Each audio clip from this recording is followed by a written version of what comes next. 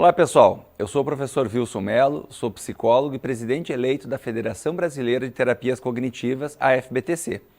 A minha palestra de hoje vai falar sobre a terapia comportamental dialética na prática clínica. Vamos lá então? O tema da minha fala hoje vai ser então sobre a terapia comportamental dialética na prática clínica. Essa abordagem, também conhecida como DBT, da sigla em inglês, ela foi desenvolvida inicialmente para tratar mulheres suicidas nos anos 1990, final dos anos 80, e como muitas mulheres suicidas têm o diagnóstico de transtorno da personalidade borderline, acabou virando um tratamento muito utilizado e com uma boa resposta clínica para esse perfil de pacientes. Atualmente, no entanto, a DBT ela tem sido utilizada para diversos outros casos, incluindo aqui pacientes com grave desregulação emocional, pacientes com múltiplas comorbidades, indivíduos cronicamente suicidas, com comportamentos automutilatórios e que tem na desregulação emocional o grande fator aqui a ser trabalhado na intervenção. Então, os componentes básicos da terapia comportamental dialética são a ciência comportamental, as práticas zen contemplativas e a própria filosofia dialética. Então, os três pilares dão fundamentação, dão base para essa abordagem. Nós vamos ver que o problema da desregulação emocional ele é central no tratamento, uma vez que se acredita que, através da desregulação emocional, esses indivíduos acabam desenvolvendo uma série de outras desregulações na sua vida. Essa desregulação emocional, ela em contato com o ambiente invalidante, então aqui nós vamos ver uma interação entre fatores biológicos e fatores ambientais que levariam esses indivíduos a desenvolver uma espécie de vulnerabilidade emocional, ou seja, uma instabilidade afetiva.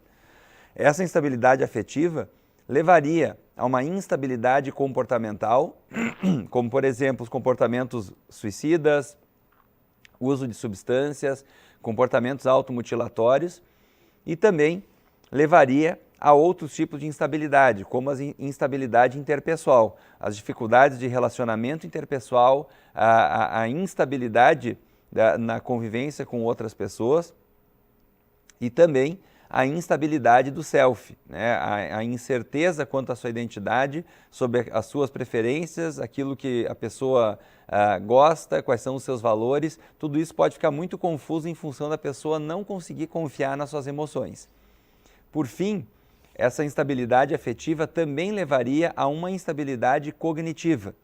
E aqui nós vamos ver um diferencial entre a terapia cognitiva convencional e a terapia cognitivo-comportamental, melhor dizendo, e a terapia comportamental dialética. Nós vamos ter aqui uma diferença, uma vez que na terapia cognitiva se pressupõe que haja uma primazia do pensamento sobre a emoção, ou seja, que eu penso e em função de eu pensar aquilo, isso acaba influenciando a minha resposta emocional. O que a gente vai ver na DBT, a Marsha Linehan, que é a sua criadora, ela coloca que não é que o paciente com uma desregulação emocional grave, ela não tenha também uma atividade cognitiva que está relacionada a isso. Mas o fator é que parece que essa desregulação afetiva ela vem antes e ela levaria a mais outras instabilidades na vida do sujeito, incluindo aqui a comportamental, interpessoal, do self e inclusive a cognitiva. Então, essa desregulação emocional, ela seria observável nesses indivíduos, nessa vulnerabilidade emocional, através de três características fundamentais. A primeira delas é que se observa uma sensibilidade elevada a estímulos emocionais, ou seja, esses indivíduos eles são mais sensíveis, eles são hiperreativos emocionalmente, tendo, quando ativada essa emoção, uma desregulação que levaria a uma intensidade emocional também igualmente elevada. Então, essa sensibilidade levaria a uma intensidade maior dessa emoção. E uma outra característica que denota essa vulnerabilidade emocional seria um retorno mais lento ao nível emocional basal.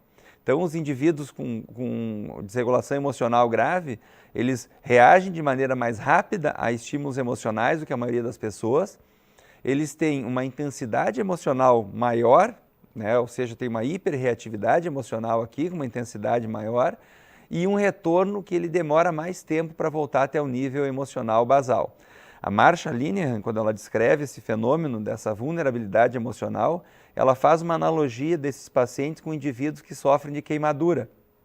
Quando a gente tem uma queimadura na pele, qualquer contato com a pele, seja com a toalha depois do banho ou mesmo o contato da roupa com a pele, pode ser extremamente doloroso. E o que ela coloca é que esses indivíduos com desregulação emocional, eles parecem sofrer de uma queimadura emocional. Qualquer mexida nas emoções acaba provocando um nível de intensidade emocional muito mais elevado e isso levaria então a essa disfuncionalidade. Como eu coloquei no início da minha fala, a terapia comportamental dialética ela foi desenvolvida inicialmente para tratar mulheres, né, em especial aquelas com problema crônico de suicidalidade e, consequentemente, acabou sendo muito utilizada em pacientes portadores de transtorno da personalidade borderline. Entretanto, hoje em dia a gente tem a aplicabilidade da DBT em muitos outros contextos clínicos, né? Nós temos a aplicação da terapia comportamental dialética em adolescentes também, suicidas. Existem alguns trabalhos mais atuais utilizando a DBT com crianças, né, com pacientes infantis. Existem publicações falando sobre a terapia comportamental dialética aplicada a problemas de crises conjugais, de casais que têm altos conflitos, né, e muitas dificuldades de relacionamento, uma vez que ela acaba sendo uma abordagem que trabalha muito em cima da aquisição de habilidades, inclusive habilidade de validação do outro, habilidade de regulação emocional, tolerância ao mal-estar, ao sofrimento, e tudo isso acaba, de certo modo, podendo ser útil, inclusive, naqueles casos em que a desregulação emocional aparece na vida conjugal, por exemplo.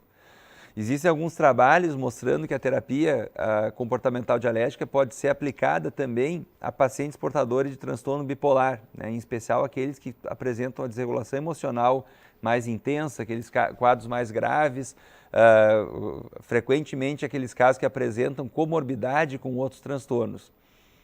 O tratamento farmacológico e a TCC convencional ainda são os tratamentos de primeira linha para a bipolaridade. Só que o manejo das emoções de maneira mais eficaz, que é ensinada nas habilidades da DBT, é totalmente compatível com esses tratamentos, porque a DBT ela ensina a lidar com o estresse de um modo mais saudável sem que o indivíduo perca o controle.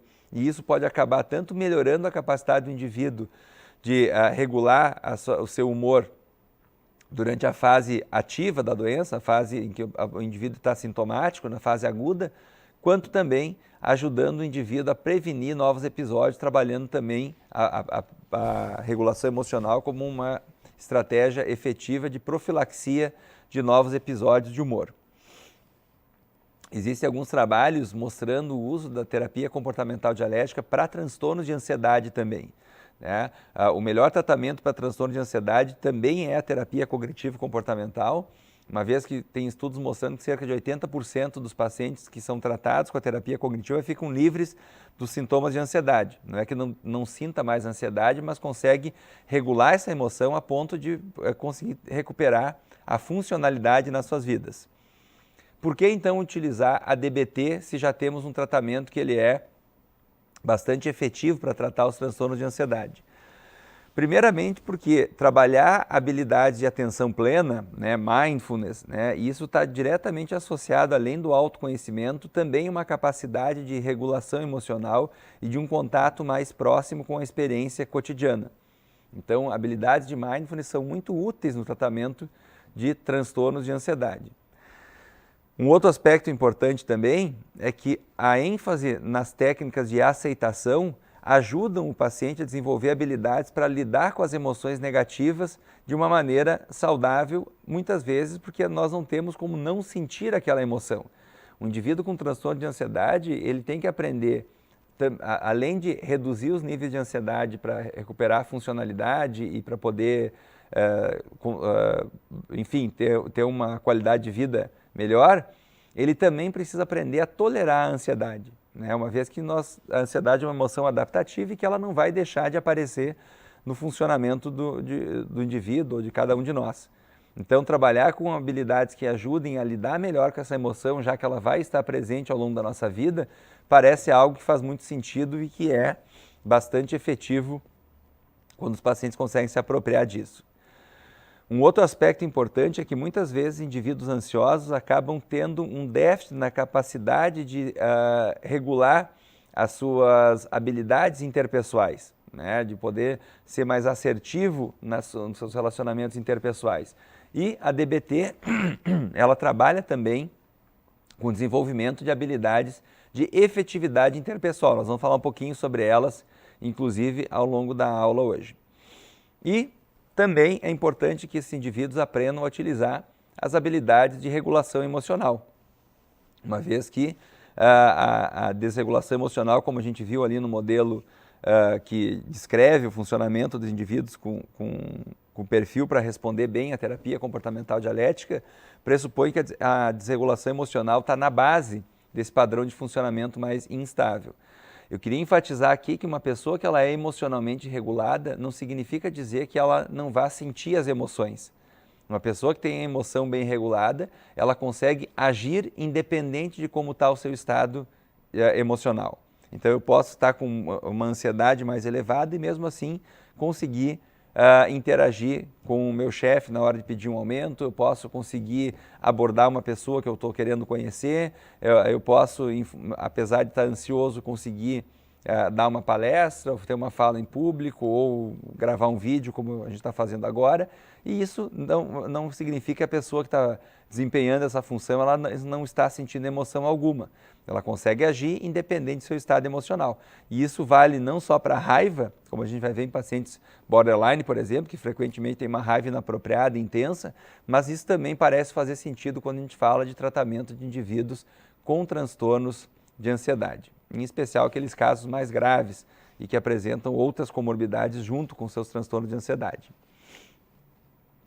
Além do tratamento do transtorno da personalidade borderline, um outro grupo diagnóstico que tem bastante estudos mostrando a efetividade e aplicabilidade da DBT são indivíduos com transtornos alimentares, né? Então, existem algumas publicações utilizáveis, né, ou melhor dizendo, utilizando a terapia comportamental dialética em indivíduos com transtornos alimentares, especialmente naqueles casos que não responderam bem a intervenções dentro de outras abordagens, incluindo aqui nisso a própria TCC, que é a mais utilizada, uma vez que a gente vai ver que existe um olhar transdiagnóstico da terapia da terapia comportamental dialética, assim como a terapia cognitiva para transtornos alimentares também tem utilizado nos últimos anos, nas últimas 2 décadas aí, uma visão mais transdiagnóstica para trabalhar o problema do comportamento alimentar.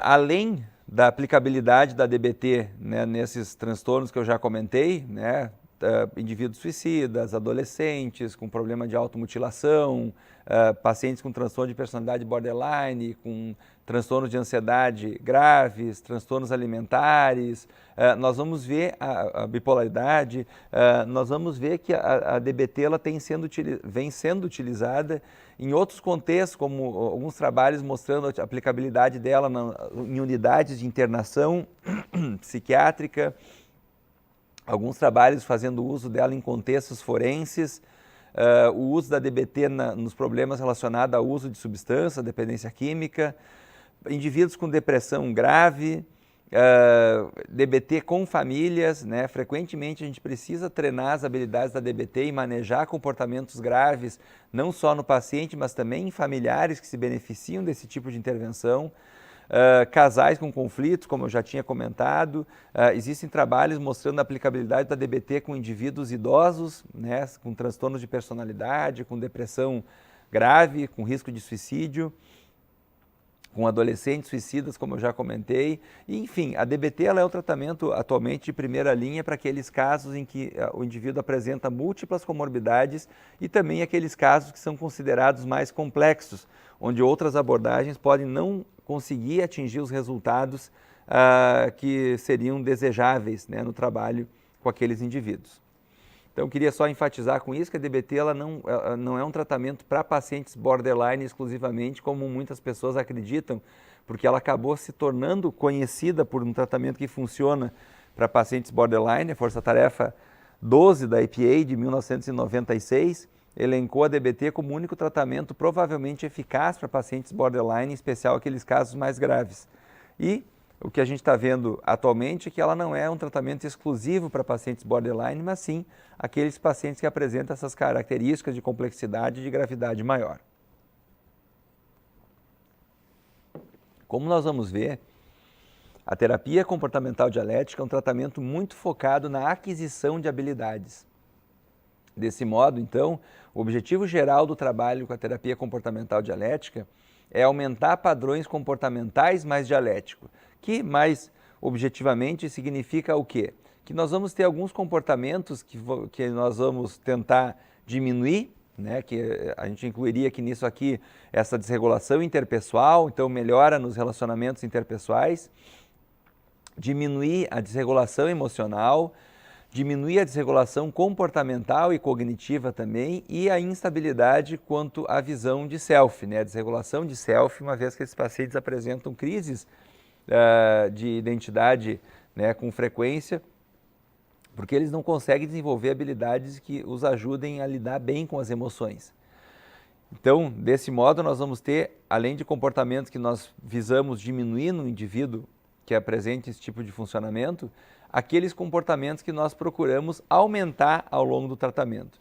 E aí eu incluiria nisso aqui as habilidades interpessoais, então nós vamos ter dentro do treinamento de habilidades da DBT, que eu já vou falar mais detalhadamente sobre isso, aquelas habilidades de efetividade interpessoal, vai ser trabalhado também habilidades para regulação das emoções, habilidades para tolerância ao mal-estar, ao sofrimento, ao estresse e algo que é central nesse trabalho aqui é trabalhar habilidades de atenção plena, né, de mindfulness, que é uma habilidade considerada nuclear dentro do tratamento da terapia comportamental dialética, assim como em outras abordagens da terceira onda, como a ACT, a terapia focada na compaixão, a FAP, enfim, outras abordagens que têm como característica também o uso de práticas de atenção plena, de mindfulness, para o seu trabalho clínico, né, dentro do contexto de tratamento. Então, a terapia comportamental dialética é um tratamento complexo que envolve 5 diferentes modos de tratamento. Esses modos, eles são a psicoterapia individual, né, geralmente realizada uma vez por semana, e o terapeuta individual, ele é geralmente considerado o terapeuta principal do caso, porque cabe a ele a função, até porque muitas vezes é quem tem o melhor vínculo com a paciente, aqueles que têm muitas vezes um melhor conhecimento sobre o funcionamento da paciente e a história clínica dela, ele acaba sendo então nomeado como terapeuta principal, né? E a função do terapeuta principal, nesse caso aqui, no meu exemplo, o psicoterapeuta individual, é fazer a generalização daquelas habilidades que são aprendidas nos outros modos de tratamento. Quais são esses outros modos? O que a DBT torna um tratamento mais abrangente do problema da desregulação emocional que as outras abordagens psicoterápicas que a gente tem?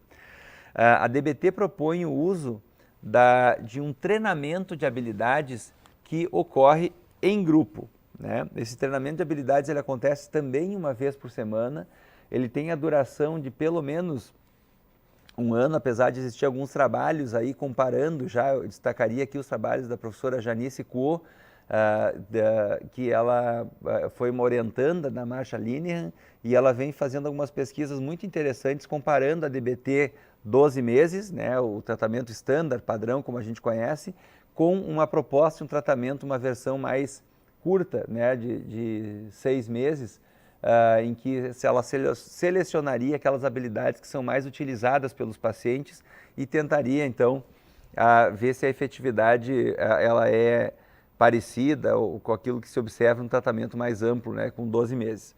Ela tem alguns resultados preliminares já publicados e o resultado parece ser promissor, né, de uma versão mais compacta da aplicabilidade do treinamento de grupos, de habilidades em grupo dentro da terapia comportamental dialética.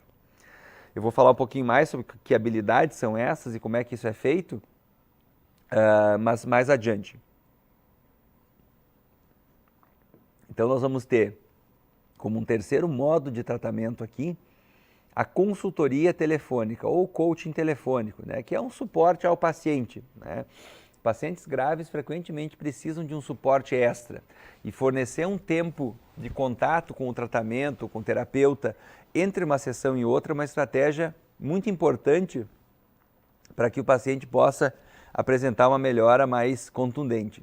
Então nós vamos ter uma consultoria telefônica que entraria aqui o uso de WhatsApp, Skype e outras tecnologias para sessões online, se for o caso, o uso de e-mails, enfim, contatos que o terapeuta pode ter entre uma sessão e outra com o objetivo de promover a generalização das habilidades que são ensinadas no grupo, né? Então, esses contatos telefônicos do coaching telefônico, ele proporciona um tempo extra entre uma sessão e outra, que em casos graves isso é muitas vezes decisivo para um desfecho positivo do tratamento.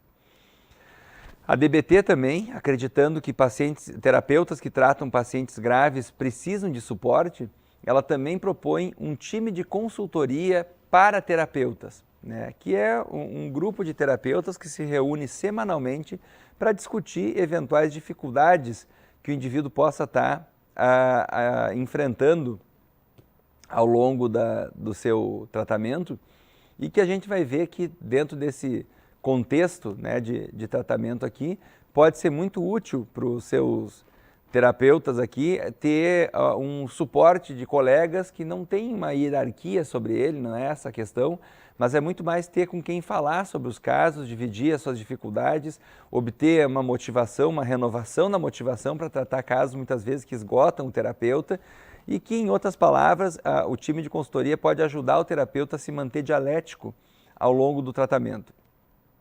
Então, o time de consultoria ele parece ser fundamental também dentro desse cenário. Os tratamentos auxiliares são aqueles tratamentos com outros profissionais que, embora também sejam muito importantes no caso, eles não participam dessa reunião semanal do time de consultoria para terapeutas. Então, desse modo, nós vamos ter listado aqui dentro dos tratamentos auxiliares o psiquiatra, o médico que está medicando o paciente, por exemplo, se ele não fizer parte do time, ele entraria aqui como um tratamento auxiliar, a equipe de internação, outros médicos de outras especialidades, nutricionista, assistente social, terapeuta ocupacional, enfim, qualquer outra profissão, especialidade, enfim, que tem contato com o paciente, é importante no manejo do caso e está contribuindo ao seu modo para que o paciente melhore, mas ele é chamado de tratamento auxiliar porque ele não faz parte desse grupo de consultoria para terapeutas, ou seja, ele não precisa necessariamente conhecer e compartilhar esses pressupostos teóricos da DBT e nem precisa também estar participando dessa reunião semanal que acontece no time de consultoria para terapeutas. Então, eu queria falar um pouquinho sobre o grupo de treinamento de habilidades na DBT, que ele envolve, então, 4 módulos diferentes. Eu estou falando aqui da DBT Standard, né, padrão, que, obviamente, quando a gente fala do uso da DBT para transtornos alimentares ou para outros grupos, como dependência química, por exemplo, algumas variações podem aparecer aqui nesse grupo de habilidades. Por uma questão de tempo aqui, eu não vou me deter a falar da aplicabilidade em cada um desses contextos clínicos diferentes, mas vou explicar um pouquinho aqui sobre, então, o grupo de treinamento de habilidades de um modo geral, como é que ele é utilizado dentro da terapia comportamental dialética. Nós temos, então, como eu já adiantei, 4 módulos que vão ser trabalhados. O primeiro módulo sempre vai ser o módulo de atenção plena, ou seja, o grupo começa pelas práticas de mindfulness, ensinando os indivíduos a praticar mindfulness, a praticar atenção plena, porque ela, como eu já coloquei, vai ser central no tratamento para poder o indivíduo, se apropriando dessa consciência aumentada do momento atual, utilizar as habilidades outras para regular as emoções, tolerar o sofrimento, o mal-estar e também para ser mais efetivo do ponto de vista interpessoal. Então, finalizado o modo de atenção plena, que dependendo do formato aqui pode ter 2, 3 ou até 4 encontros. Lembre que esses encontros aqui são semanais. Então, finalizar esse módulo de introdução e apresentação das habilidades de mindfulness, o indivíduo então passa para um dos módulos seguintes. Na minha lâmina aqui, o primeiro que eu citei foi o módulo de regulação emocional, não precisa necessariamente ser esse. Quando o indivíduo finaliza aqui, aí vamos pensar que em média esse módulo vai ter uma duração de mais 4 encontros, ou seja, mais um mês, uma vez são semanais esses encontros. O indivíduo finalizando esse módulo, ele volta a ter novamente um módulo de atenção plena. Nesse momento, é possível o ingresso de novos pacientes no grupo de treinamento de habilidades. Geralmente o tamanho do grupo tem de 4 até 8 participantes, né? Então vai ter sempre alguém que está finalizando o programa e está saindo, liberando vagas para novos pacientes que vão entrando e que vão permanecer por 12 meses dentro desse programa de tratamento em grupo. Então esse grupo ele tem um formato de curso, né, em que nós vamos ter a presença de um treinador e um co-treinador de habilidades, né? Então são dois profissionais que juntos vão auxiliar os pacientes na aquisição das habilidades. Finalizado o módulo então de regulação das emoções, volta a ter o módulo de atenção plena, pode ter ingresso de novos pacientes, como eu comentei, e aí finalizado o módulo de mindfulness, né, de atenção plena, mesma coisa, é a tradução que a gente tem para o português para mindfulness é atenção plena, e vai entrar então no módulo seguinte. No meu exemplo aqui na lâmina, tolerância ao estresse ou sofrimento, mal-estar, enfim. Quando se finaliza esse módulo, volta-se de novo para o módulo de atenção plena. Então vejam que Mindfulness é ensinado entre um módulo e outro, existe um módulo de Mindfulness e dentro de cada encontro do grupo também é feita uma prática de Mindfulness, né? E aí finalizado esse módulo de atenção plena, nós vamos entrar então aqui no módulo de, por exemplo, efetividade interpessoal. Finalizado, volta-se e retoma então o módulo de atenção plena. Aqui, como cada um desses módulos tem geralmente em torno de um mês, de 3, 4 encontros, eventualmente a gente pode, dependendo do perfil do grupo, se demorar mais num módulo ou em outro, dependendo da necessidade do grupo, mas nós vamos ter aqui mais ou menos transcorrido aqui 6 meses de grupo. E aí então existe uma nova rodada em que os pacientes participam de novo de todos os módulos. Algumas habilidades vão ser repetidas, retomadas, outras habilidades são novas, são apresentadas. Existem muitas habilidades dentro da ADBT e certamente por mais seja um ano de curso, não dá tempo de ver todas as habilidades de maneira detalhada no treinamento de habilidades. De modo que essa segunda rodada pode apresentar variações apresentando habilidades novas que não deu tempo de ver no primeiro semestre e inclusive pode revisar algumas das habilidades que foram vistas se os treinadores julgarem que assim vai ser importante e produtivo.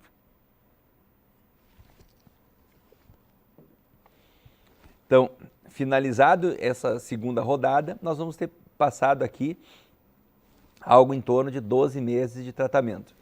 Então, não importa em qual módulo o indivíduo foi o seu primeiro, lógico, o primeiro sempre de atenção plena, mas o seguinte pode ser regulação emocional, pode ser tolerância ao mal-estar ou efetividade interpessoal, o indivíduo sempre vai passar por todos os módulos. E quando ele fechar 2 rodadas em cada um deles, independente de quando é que ele entrou no grupo, ele recebe então alta do grupo e ele finaliza essa primeira parte, essa primeira fase do tratamento.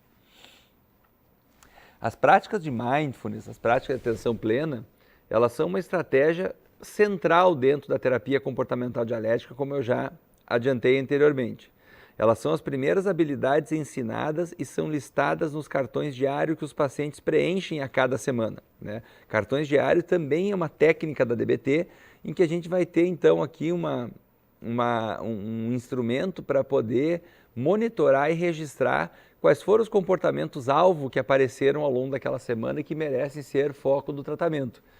A gente pode observar aqui comportamentos relacionados à automutilação, risco de suicídio, uso de substâncias, medicamentos sem a prescrição médica, enfim, todo tipo de comportamento problema que por alguma razão mereceria ser alvo, ser foco da intervenção em psicoterapia.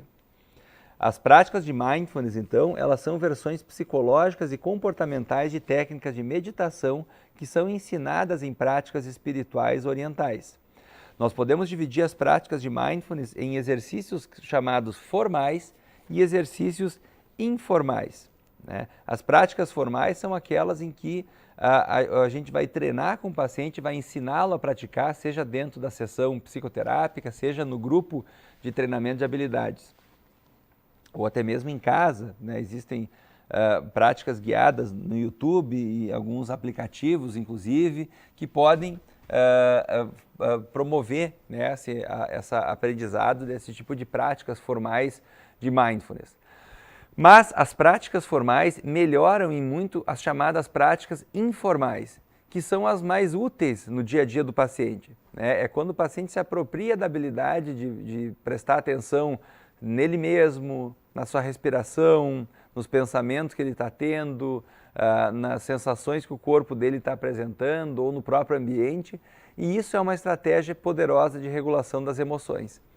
Isso não é algo que seja novo, né? O ser humano senta para meditar, para ficar em silêncio, tem registro disso há mais de 3.000 anos já que esse tipo de prática ocorre, mas o fato é que a novidade é trazer esse tipo de prática para dentro do contexto de saúde mental, como as habilidades de mindfulness fazem e como foi introduzido pelas abordagens chamadas de terceira onda, né? Então, um cara chamado Jon Kabat-Zinn, né, nos anos 1970, final dos anos 70, início dos anos 80, ele propôs então um tratamento para estresse baseado em mindfulness, né? E isso foi o gatilho então para a aplicabilidade dessas práticas dentro de outras abordagens psicoterápicas, incluindo aqui a terapia comportamental dialética.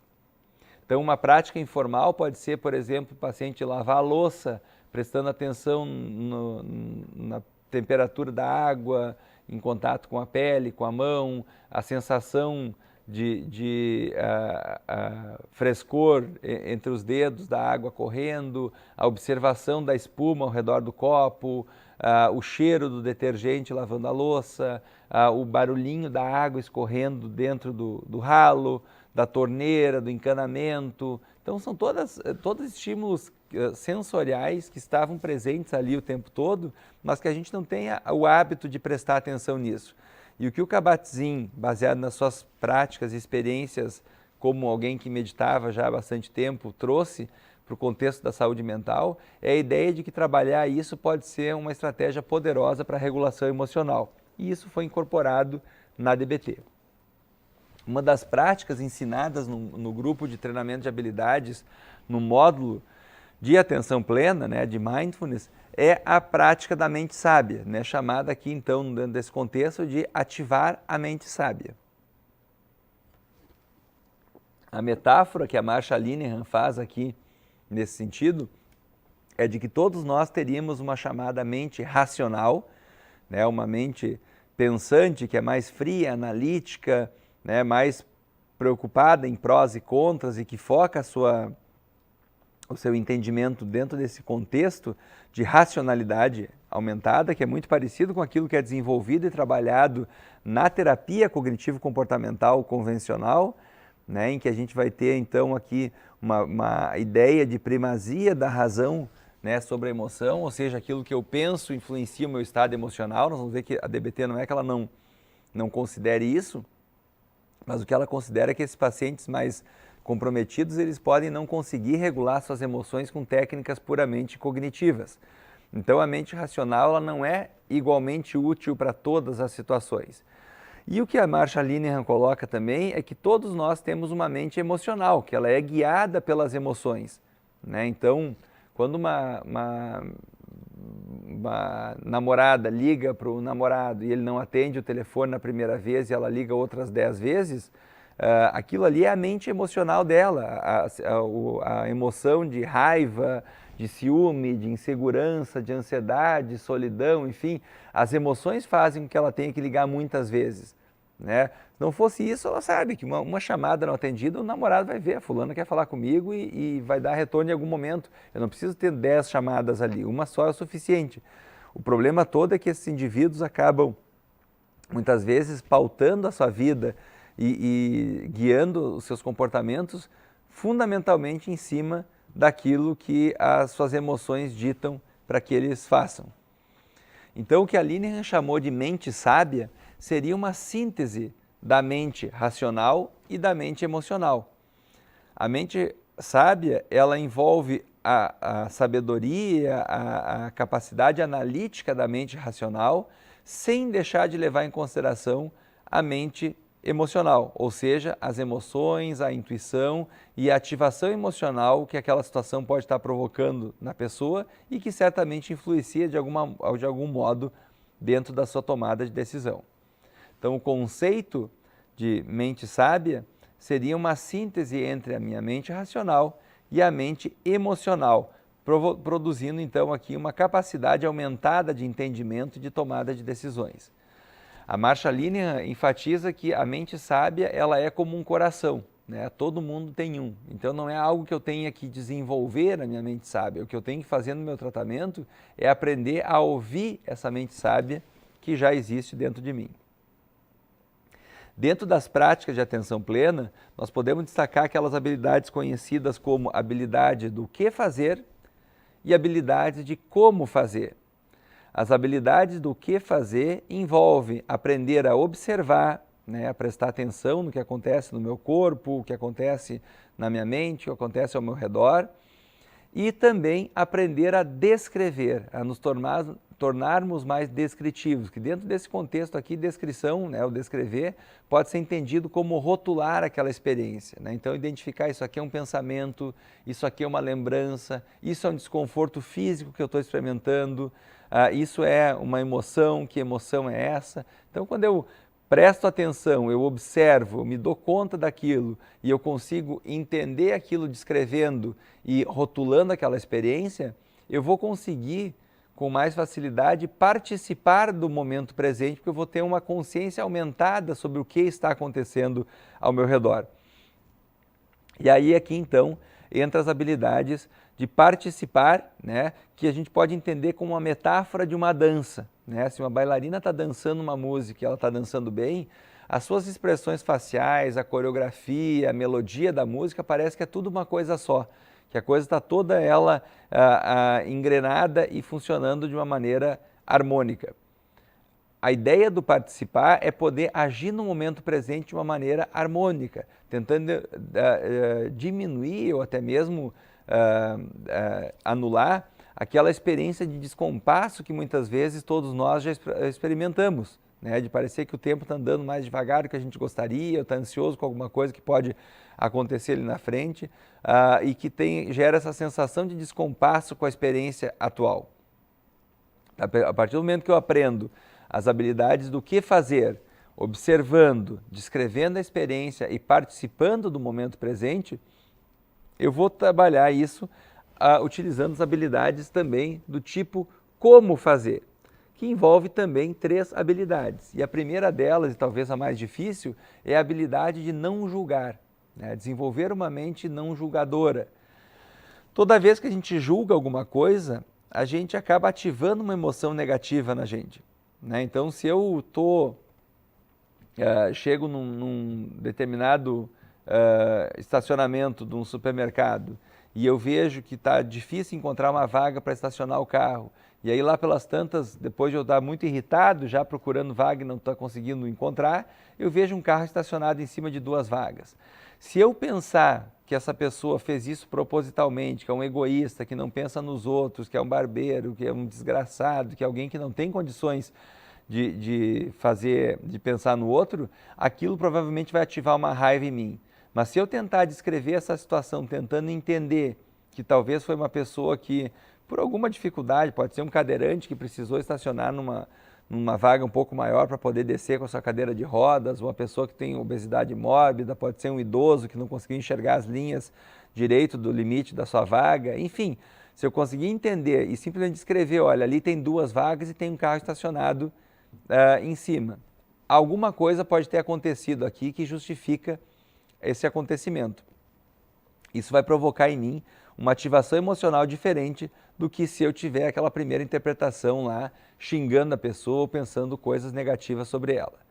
Então, o não julgar é uma habilidade que ela é ensinada e ela tem a função de me ajudar a tomar consciência, conhecimento sobre minha experiência emocional como um todo e também diminuir essa ativação emocional naqueles casos em que ela possa estar desregulada. Uma outra habilidade importante do tipo como fazer é aquela que nos diz para se concentrar em uma coisa de cada vez. Nós vivemos atualmente em uma sociedade que reforça esse padrão de comportamento de multitarefas, né? Então, muitos de nós, muitas vezes, chega em casa depois de um dia cansativo, com fome, enfim, e vai sentar fazer uma refeição e engole aquela comida sem saborear, por mais que seja uma comida saborosa e que a gente tenha prazer em comer aquela comida, acaba não entrando em contato com ela, com a experiência como um todo, porque fica mexendo no celular enquanto come, ou liga a televisão, ou fica fazendo alguma coisa que não me permite entrar em contato com aquela experiência. Então, a ideia básica aqui da atenção plena, do mindfulness, é de que eu posso fazer uma coisa de cada vez, ou seja, quando for no banheiro, vai no banheiro, quando tomar banho, tome banho, quando lavar a louça, lave a louça, quando comer, coma, quando beber, beba, quando caminhar, caminhe. Fazer as atividades prestando atenção naquilo que está acontecendo no meu corpo, na minha mente, no meu ambiente, ao mesmo tempo, então, me concentrando e fazendo uma coisa de cada vez. E, por fim, né, ser eficaz, né, ser efetivo, né, ou seja, faça aquilo que funciona, né? Então, utilize as habilidades para poder fazer aquilo que realmente funciona.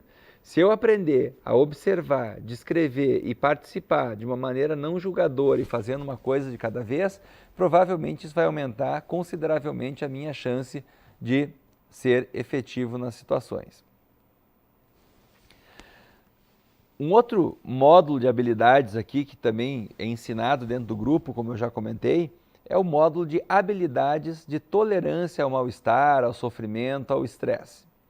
Aprender a lidar habilmente com a dor faz parte da vida. A dor e o estresse fazem parte da vida e a incapacidade de aceitar esse fato leva a mais dor e a mais sofrimento. A tolerância ao estresse, pelo menos a curto prazo, faz parte de qualquer tentativa de mudança de si mesmo. E aí aqui a gente tem que entender que aceitar, no português pode ser que a gente dê uma certa conotação de resignação, de acomodação ou de tolerância, e na verdade a gente vai ver que aceitar não equivale a aprovar a realidade. Eu não preciso concordar nem achar bom quando eu aceito algo. Aceitar significa pura e simplesmente tomar as coisas como elas são postas. Então todos nós temos alguns problemas na vida que eles podem ter ou não solução. Então se eu tenho um problema e avaliando aquele problema, olhando para ele de frente, eu vejo que ele tem alguma solução, então o que eu tenho que fazer é adotar uma estratégia de resolução de problemas que seja efetiva para lidar com aquele problema em questão. Por outro lado, se eu tenho um problema e eu avaliar, percebo que ele não tem solução, a melhor estratégia é trabalhar a aceitação. Todos nós precisamos praticar uma aceitação radical do nosso passado, né? Nada vai mudar o que já aconteceu. Então, uma mãe que perdeu um filho, não adianta ela ficar lutando contra aquela injustiça que foi ela perder o filho dela, ou ficar praguejando contra a vida, contra o mundo, né? Dizendo que, olha, tanta gente má e meu filho era uma pessoa tão boa, como é que ele foi morrer tão cedo, tão jovem e tal. É muito triste a perda de um filho. Mas o fato é que enquanto essa mãe ela não aceitar que ela já perdeu o filho e que nada vai trazê-lo de volta, ela não vai conseguir virar a página. Ela vai continuar sofrendo com aquilo. E o que a gente percebe com esses indivíduos, né, que se apegam a uma determinada realidade e que tem uma dificuldade em aceitar, ou seja, em deixar aquilo ir, é que eles passam a desenvolver um padrão de muito sofrimento, em especial naquilo que não cabe a eles mudar, ou que eles não têm condições de mudar. Então, se essa mãe do meu exemplo aqui, ela tiver mantido na casa dela um quarto, como se o filho fosse decorado, como se o filho fosse voltar no final do dia, com as roupas do filho no guarda-roupa, quando ela arruma o almoço, a mesa para o almoço, ela coloca aí num prato, como se o filho fosse chegar a qualquer momento para poder comer, porque ela não aceita que o filho dela morreu, ela está perpetuando um sofrimento que ela só vai conseguir amenizar à medida em que ela for desenvolvendo essa capacidade de aceitação. Então, as estratégias de regulação das emoções, né, de um melhor controle emocional, elas, assim como na terapia cognitiva convencional, elas envolvem a gente aprender a identificar e a rotular aquela experiência emocional.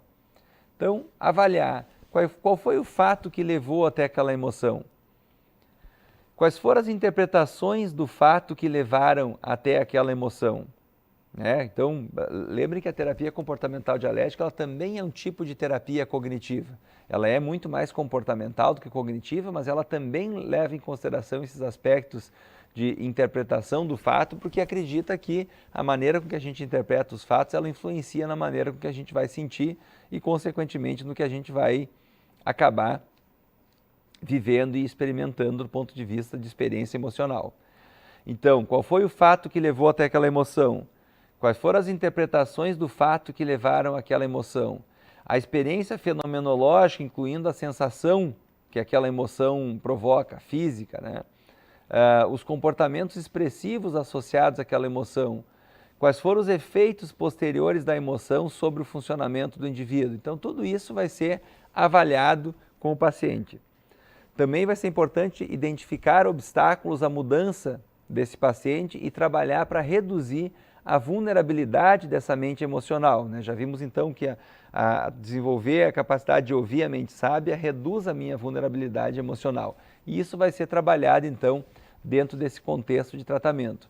Todas as pessoas são mais suscetíveis à reatividade emocional quando estão sob forte estresse, seja ele físico ou ambiental. Então, aumentar a ocorrência de eventos emocionais positivos na vida do paciente é uma das formas de trabalhar essa regulação emocional. Então, a gente pode tentar aumentar as experiências positivas cotidianas, né? Melhorar a rotina, melhorar a qualidade do sono, tratar doenças físicas, evitar uso de drogas, substâncias que piorem o estado emocional, enfim, fazer a prática de atividades físicas ou atividades que possam ser de alguma maneira prazerosas na vida do indivíduo, são estratégias todas que parecem funcionar quando a gente fala de regulação emocional. Aumentar, por exemplo, a atenção plena à emoção atual, trabalhando a ideia do não julgamento, não tentar controlar, bloquear ou inibir aquela emoção, também é uma forma de regular as emoções. Uma outra prática que pode ser difícil, muitas vezes, de ensinar para os pacientes, é a prática de fazer a ação oposta, ou seja, aproximar-se de alguma coisa que a pessoa tem medo, por exemplo. Então, se eu estou com raiva de alguém e eu escolho ser gentil com essa pessoa, isso vai me ajudar a regular minha emoção e a me dar uma resposta de menos ativação emocional. Lembre-se que eu não estou fazendo isso pelo outro, eu estou fazendo isso por mim, para melhorar a minha experiência emocional. Então, me aproximar de alguma coisa que eu tenho medo vai diminuir meu medo daquilo. Ser gentil com alguém que eu estou com raiva vai diminuir o nível de raiva que eu sinto daquela pessoa. E, por fim, fazer o uso das práticas, então, e técnicas de tolerância ao estresse que vão ser ensinadas no grupo e no treinamento como um todo. Né? Tolerar emoções negativas sem atos impulsivos que possam, de alguma maneira, piorar aquela situação. Né? Então, usar as habilidades ensinadas no grupo e no tratamento, ao invés de se cortar, por exemplo, é uma forma de poder lidar de uma maneira mais funcional e adaptativa com aquele sofrimento mental.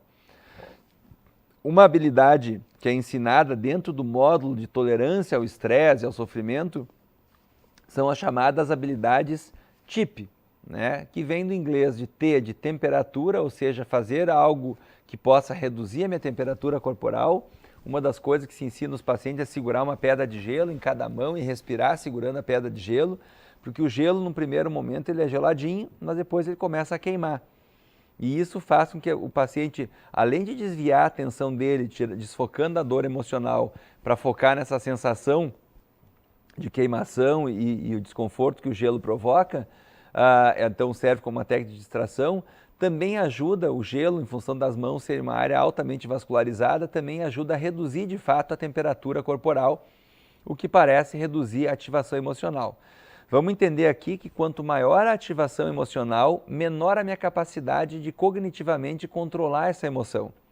Então, se eu tenho um nível de ativação de raiva, ansiedade ou estresse, nível de 0 a 10, o nível 9 e 10, provavelmente eu fazer algum tipo de técnica cognitiva não vai ser o suficiente para poder fazer eu me sentir melhor.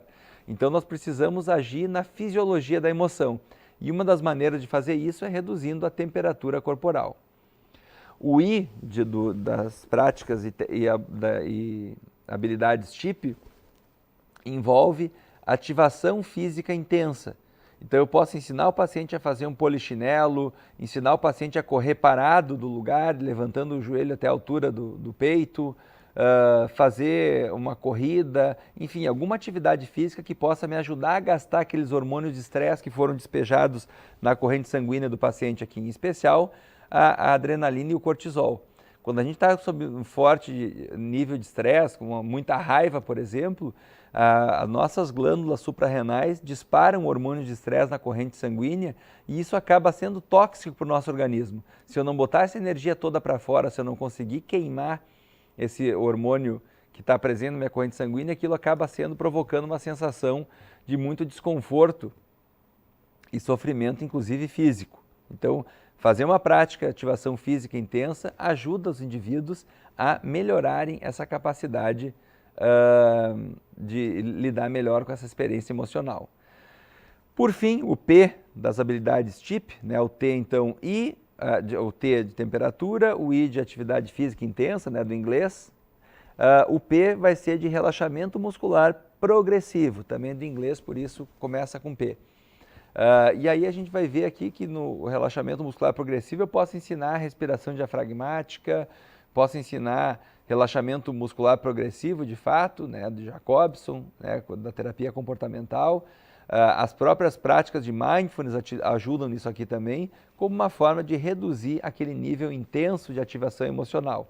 É como se eu usasse essa estratégia TIP de contenção para sair do nível 9, 10 de ativação emocional e trazer para o nível 5 ou 6, porque aí no 5 ou 6 eu tenho muitos outros recursos da psicoterapia que podem ser utilizados. Dentro do módulo de efetividade interpessoal, nós vamos ter uma delas chamada Dear Man, né? O Dear Man ele é utilizado quando eu quero obter alguma coisa que eu quero. O D está relacionado então a descrever a situação, né? Descrever a minha necessidade para que o outro entenda. Muitos indivíduos com desregulação emocional eles podem pressupor que o outro deva adivinhar o que ele está querendo, né? Então, descrever de maneira clara e expressar o meu desejo de que aquilo aconteça pode fazer com que a pessoa receba melhor aquilo e eu aumente a chance de poder receber aquilo que eu estou querendo. Fazer isso de uma maneira confiante, me afirmando, né, de uma maneira afirmativa, pode fazer também com que eu consiga ser mais efetivo. E aí aqui a gente pode treinar habilidades de o olhar, a modulação da voz, a postura corporal, como uma forma de poder conseguir aquilo que eu quero. Nós vamos ensinar também esses indivíduos a reforçar o outro, ou a resposta positiva do outro, né? Quando eu consigo reforçar o outro do tipo, olha, se você fizer isso por mim, você vai me fazer muito feliz, você vai me ajudar muito, vai ser muito importante a tua ajuda, eu estou valorizando a mudança do comportamento do outro e aquela ação que eu quero que o outro faça por mim, e isso vai aumentar a chance do outro me dar aquilo que eu quero. Isso seria a parte do Dear, descrever, expressar, afirmar-se e reforçar.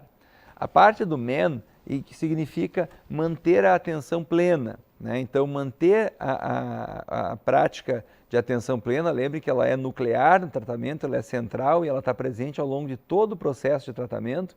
Então, eu vou manter minha prática de atenção plena, identificando como é que minhas emoções estão participando, se eu estou com raiva, se eu não estou, se eu estou falando muito rápido, que tipo de experiência está se passando no meu ambiente e em mim, né, naquele momento.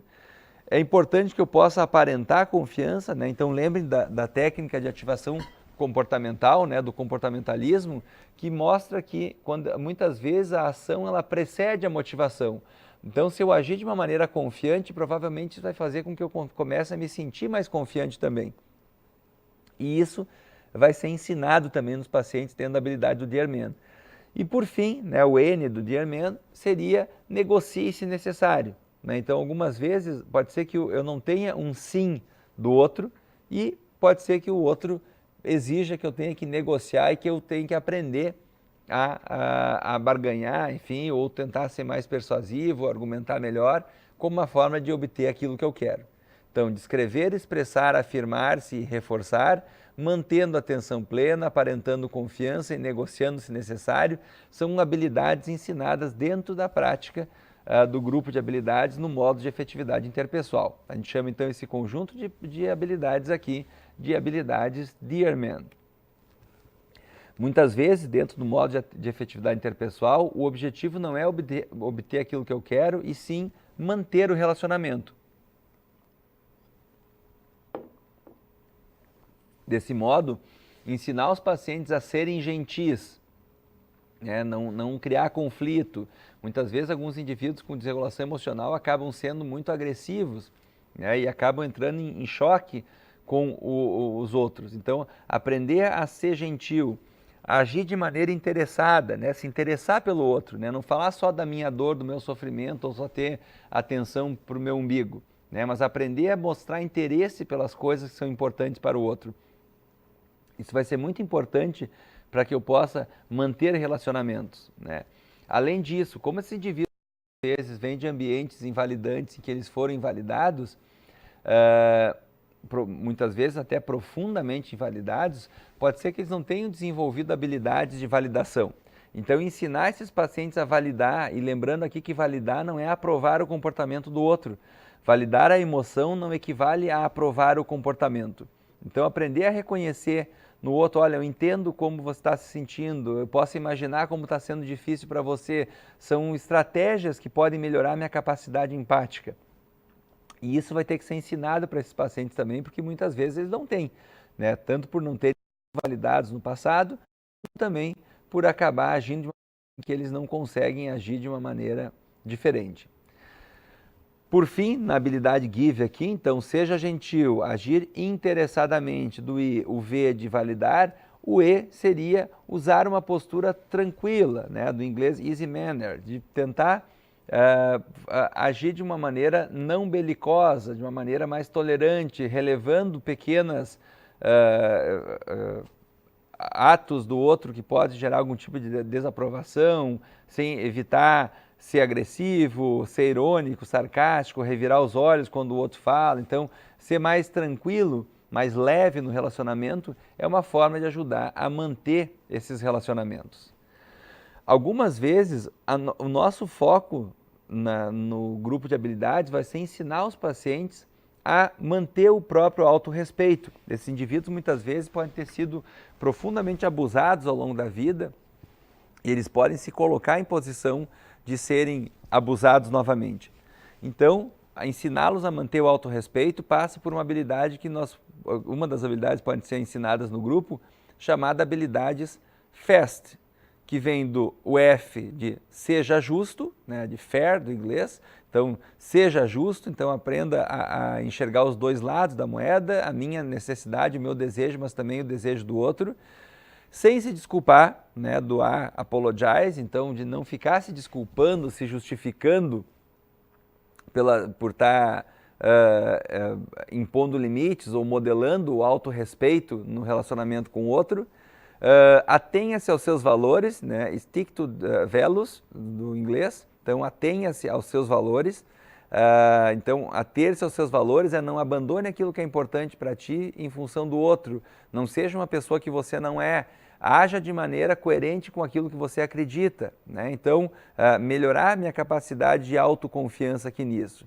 E, por fim, seja franca, né? Ser honesto quanto aos nossos sentimentos é uma estratégia poderosa de relacionamento interpessoal, né? Então, falar das minhas necessidades de uma maneira clara. Às vezes, os pacientes borderline ficam querendo que a pessoa adivinhe como é que ele está se sentindo, que a pessoa entenda a ironia, que ele fala uma coisa, na verdade, querendo outra, né? E isso acaba, muitas vezes, criando uma série de conflitos interpessoais desnecessários, porque a pessoa não sabe como ser direta, como ser franca, enfim, sem ser grosseira e expressando as suas necessidades. Então, nós vamos ver que muitas vezes essa falta de habilidade interpessoal leva a relações conflituosas na vida desses indivíduos.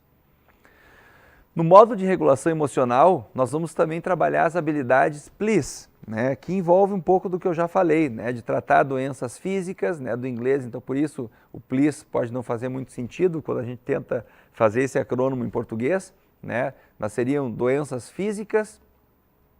Então, tratar essas doenças físicas, um organismo que está doente, que não está fazendo um tratamento apropriado para alguma doença, algum desconforto físico, está mais vulnerável emocionalmente à desregulação. Além disso, é muito importante que a pessoa possa equilibrar a sua alimentação, uma alimentação saudável, fazendo as refeições nos horários apropriados, comendo quantidade, tendo acesso à comida, né, que possa nutrir o seu organismo para que a pessoa não fique mais debilitada. Então, equilibrar a alimentação também é uma outra forma de trabalhar essa regulação emocional. Evitar o uso de drogas que possam alterar o humor do indivíduo, né, do A. O S, então, equilibrar o sono, né? Então, dormir, o humor tem uma dependência muito importante da nossa qualidade do sono. Então, se eu estou dormindo mal, se eu estou dormindo pouco, se eu estou trocando o dia pela noite, isso vai acabar invariavelmente afetando também o meu humor. E, por fim, a prática de exercícios físicos também é bastante recomendada, né? E isso vai ser trabalhado, então, ao longo do processo, fazendo que o paciente desenvolva rotinas mais saudáveis no seu estilo de vida, como uma forma de regular as emoções. Eu queria falar um pouquinho, né, sobre o uso dos telefonemas, né, porque, como eu coloquei, a consultoria telefônica ela tem a função de oferecer um suporte extra para os pacientes. Então, essas habilidades, né, que são ensinadas no grupo, elas podem muitas vezes ser generalizadas através da consultoria telefônica, né? O coaching telefônico, então, ele é utilizado com o propósito de ensinar os pacientes a aplicar as habilidades aprendidas na terapia nas situações do seu dia a dia.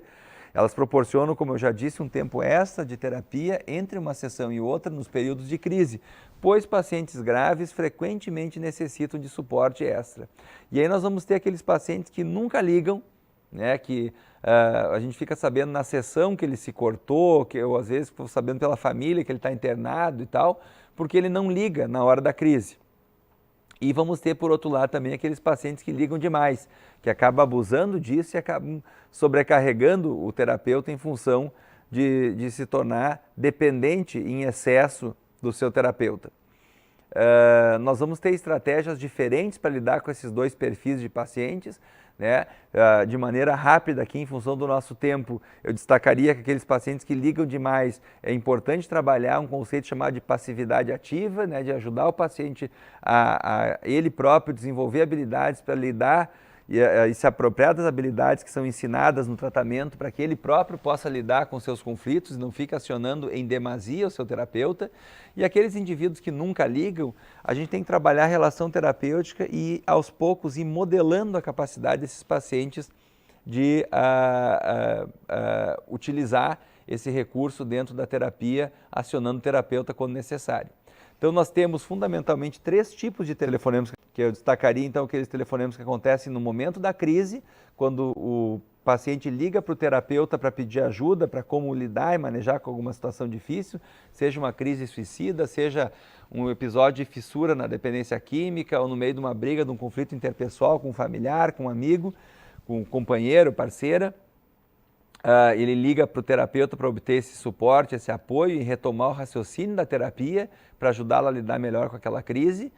Nós vamos ter uma segunda situação que são telefonemas que podem ser agendados para ocorrer entre uma sessão e outra. Então, diferente da hora da crise, ela já está programada, ela já está prevista que vai acontecer com o intuito de aproximar, de oferecer um tempo extra para o paciente entre uma sessão e outra.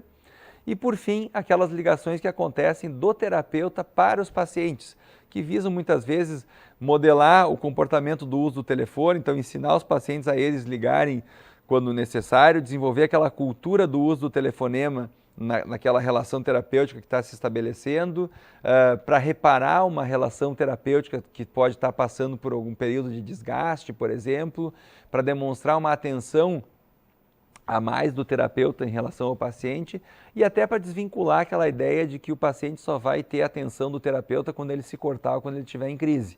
Então, as ligações do terapeuta para o paciente também estão previstas dentro desse modelo de consultoria telefônica. Eu falei também da consultoria e supervisão ao terapeuta, né? Então, existe um equilíbrio dialético entre paciente e terapeuta, e a ideia é que o time de consultoria ele possa, a equipe, fornecer esse equilíbrio dialético, então, no tratamento, dando esse suporte. Então, a equipe ela ajuda o terapeuta a se manter dialético ao longo do tratamento. Então, nós vamos ver que, além da dupla terapeuta-paciente que está presente aqui no tratamento, dentro da terapia comportamental dialética, nós vamos ter também a figura do treinador e co-treinador de habilidades, que é quem vai ensinar essas habilidades em grupo para o paciente. E ambos, o treinador e co-treinador e o terapeuta individual, estão vinculados a um time de consultoria, né? Uma equipe da DBT. E frequentemente o terapeuta tem o seu supervisor pessoal ou o seu terapeuta pessoal, assim como os treinadores de habilidade também têm essas figuras nas suas vidas. Nós vamos ter as estratégias auxiliares, então, como sendo todos os outros profissionais que podem estar em contato com esse paciente, são importantes no tratamento, mas não participam desse time de consultoria. Então entra aqui o farmacoterapeuta, outros médicos, a equipe de internação, acompanhante terapêutico, orientador vocacional, nutricionista, enfim, todas as outras, fono, qualquer outra profissão que vai ser importante aqui, mas que não está fazendo parte dessa reunião semanal que acontece com os pacientes.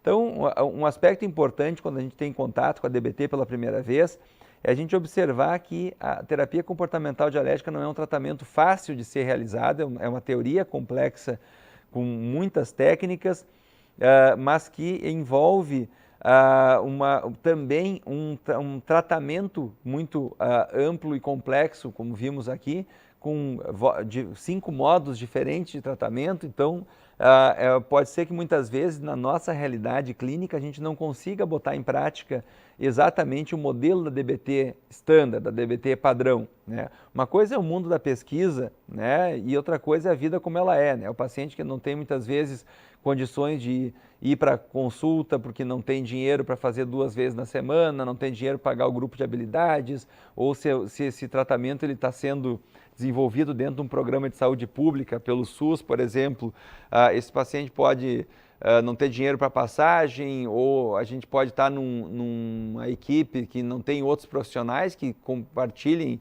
dessa linha teórica, eu tenha conhecimento dela, enfim. Então a gente tem que oferecer uma série de adaptações da DBT convencional, da DBT padrão, para a nossa realidade clínica, né? Para aquilo que a gente pode utilizar e que está ao nosso alcance utilizar. Então, algumas implicações que devem ser consideradas a primeira coisa é que modificações podem não funcionar tão bem quanto o modelo original. E a segundo aspecto, em caso de pesquisa, oferecer um modelo diferente do que já foi testado pode trazer algumas complicações relacionadas a aspectos éticos, né, que a gente tem que atentar para isso. Então, algumas dicas para poder lidar com esse dilema. Primeira coisa, aceite radicalmente a tensão dialética, né? Dialética, dentro da DBT tem o conceito de dialética, que é um termo emprestado da filosofia, diz respeito a equilíbrio e síntese de opostos, né? Então, assim, preste atenção nessa tensão dialética aqui e procure uma síntese que possa explicar, então, enfim, melhor para ti o fenômeno da implementação do tratamento dentro do teu contexto.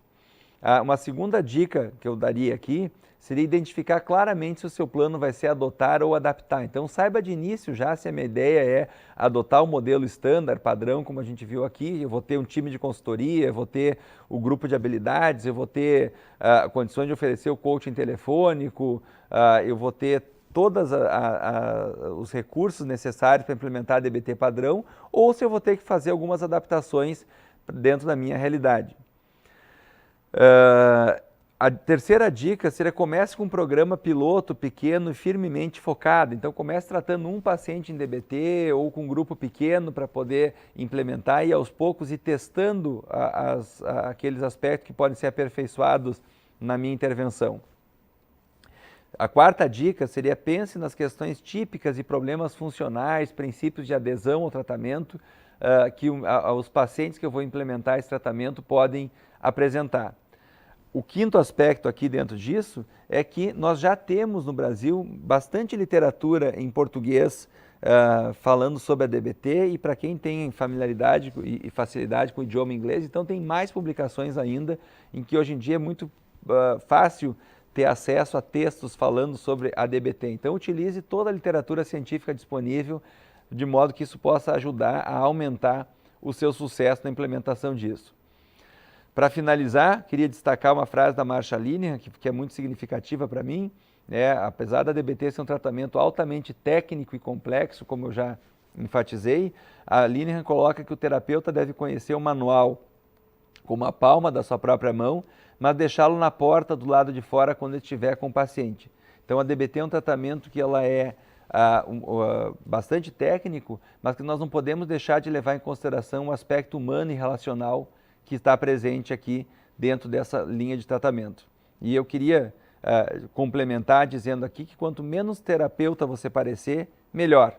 Os pacientes têm uma necessidade de perceber que seus terapeutas são reais. Então estabelecer uma relação próxima e, nas palavras da Marsha Linehan, falar de coração para coração é uma das melhores maneiras de poder ajudar esses pacientes que sofrem intensamente a construírem uma vida que vale a pena ser vivida.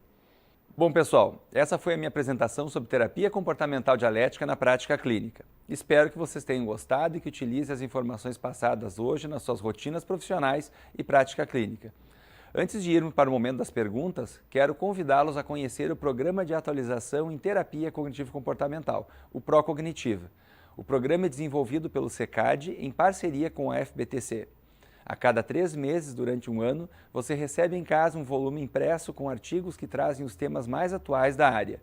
No fim de um ano, você pode receber o certificado de atualização profissional de 180 horas, chancelado pela FBTC. Para saber mais informações, acesse o site do SECAD, que é secad.com.br. No momento da inscrição, insira o cupom promocional #SummitWilson e garanta 10% de desconto. Aproveito também para deixar aqui o meu e-mail para contato, que é wilsonmelo1@gmail.com. Agora sim, vamos para as perguntas sobre o tema de hoje.